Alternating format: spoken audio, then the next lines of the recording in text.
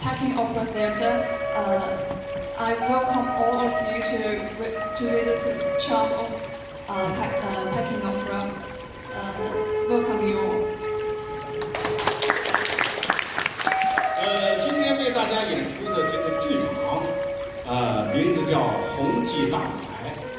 它呢始建于1908年，后来经过几次改造，就是成为现在这个样子。所以说，我们这个剧场是一个100多年历史的一个古老的剧场。The stage here is called Hongji Theatre. Founded in 1908, it was a big stage first served as a tea garden, and after several rejuvenated, it was now used as a theatre for Peking Opera. It has a history of over 100 years.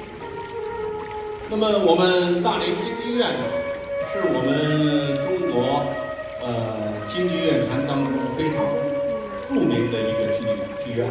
我们大连京剧院建院已经有70多年了。现在呢有将近100名优秀的青年演职演员在这里。The theatre has a history of about 70 years and with about 100 excellent performers.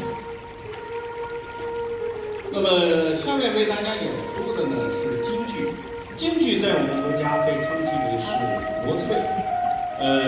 虽然它只有200年的历史，但是因为我们的京剧艺术是受着几百多年几百多个剧种的滋养形成的京剧艺术，所以说我们的国粹京剧艺术也被我们的国家称之为是站在巨人肩膀上的艺术。Later we will discover the Peking Opera, nourished with the many famous opera in Chinese. Peking Opera is one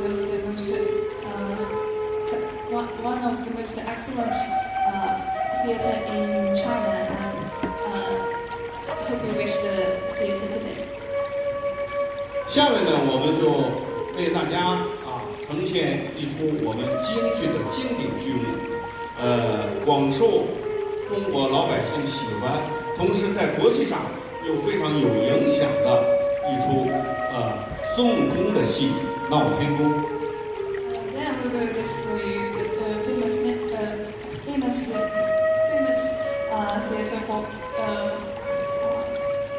Monkey King, which is popular in China and also has international fame. 好，请大家欣赏。谢谢。